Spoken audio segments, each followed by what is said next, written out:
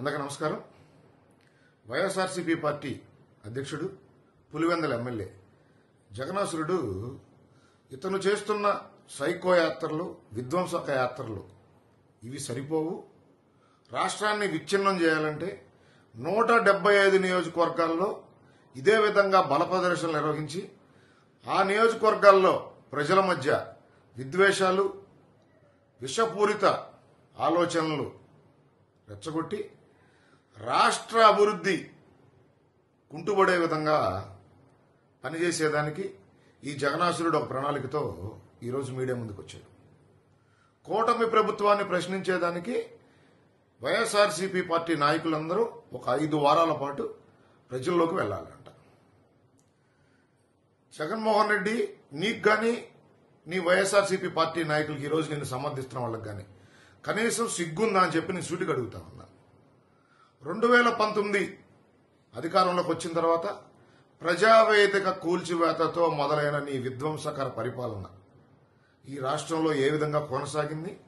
2024 సార్వత్రిక ఎన్నికల్లో ఈ రాష్ట్ర ప్రజలు ఎటువంటి తీర్పిచ్చారు?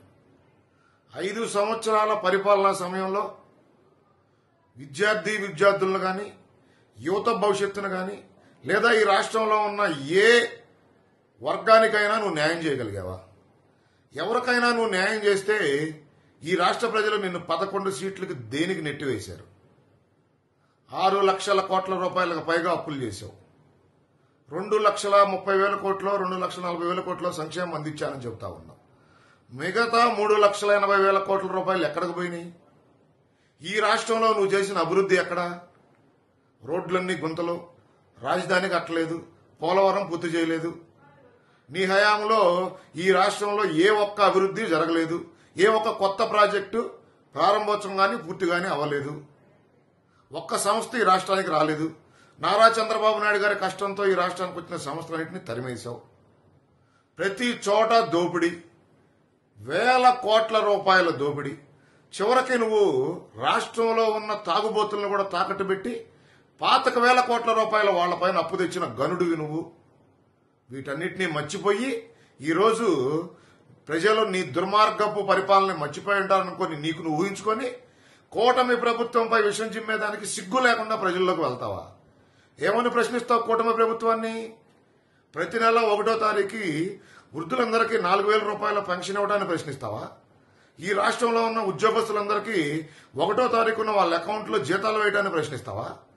రాష్ట్రంలో ఉన్న మహిళలందరికీ 3 సిలిండర్లు ఉచితంగా ఇవ్వడానికి తప్పుపడతావా?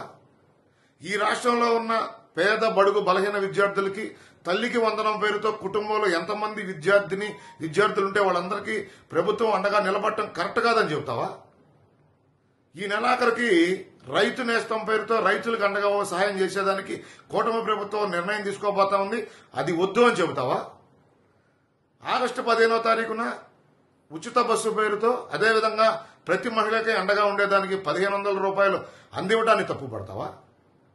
లేక ఈ రాష్ట్రంలో యువకుల భవిష్యత్తు కాపాడేదానికి ఒక 5 లక్షల ఉద్యోగాలు సుమారుగా కల్పన జరిగే విధంగా అనేక సమస్యలు తీసుకొచ్చి వాటిని గ్రౌండ్ చేయడం తప్పని చెబుతావా? వీటిల్లో ఏది తప్పని చెప్పి ప్రజల్లోకి వెళ్తావు? నువ్వు రా, ప్రజల్లోకి మేము వస్తాం. గత 5 సంవత్సరాలు నువ్వు చేసిన దుర్మార్గం, ఈ సంవత్సర కాలం మేము చేసిన సంక్షేమం, అభివృద్ధి ప్రజలకు చెబుదాం.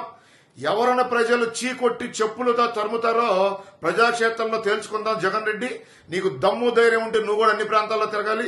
ఈ విధమైన కాలకాయ సైన్యాన్ని కాకుండా నీ అమ్మట స్వచ్ఛందంగా తిరిగే నాయకులను వేసుకొని తిరగాలని చెప్పి నీకు సూటిగా హెచ్చరికలు జారీ చేస్తా ఉన్నాం. నువ్వు ఇదే విధంగా గనక నువ్వు ఒక ప్రాంతానికి వెళ్తూ ఆ జిల్లాలో ఉన్న అన్ని ప్రాంతాల్లో ఉన్న నీ కాలకాయ సైన్యాన్ని అక్కడ తీసుకెళ్లి వికృత చేష్టలతో ప్రజల్ని భయభ్రాంతులు గురి చేయడం కాదు. నువ్వు ఏ నియోజకవర్గంలోకి వెళ్తే ఆ నియోజకవర్గ ప్రజలను పిలువు, అక్కడికి మేము వస్తాం, మేము ప్రజలతో మాట్లాడతాం, తేల్చుకుందాం. ప్రజల మధ్య దమ్ముంటే జనాల మధ్యకి నువ్వు రావాలని చెప్పి నేను సూటిగా అడుగుతా ఉన్నాను జగన్ రెడ్డి.